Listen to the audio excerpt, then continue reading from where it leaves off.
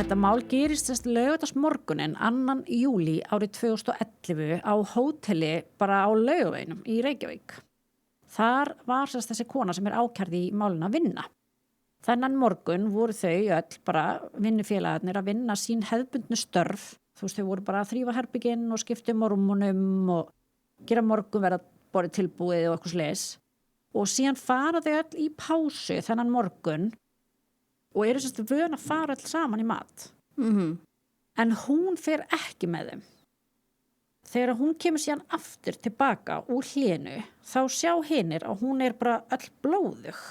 Á bara peysunni á buxunum og höndunum og allt. Og hún var líka bara mjög illa á sig komin.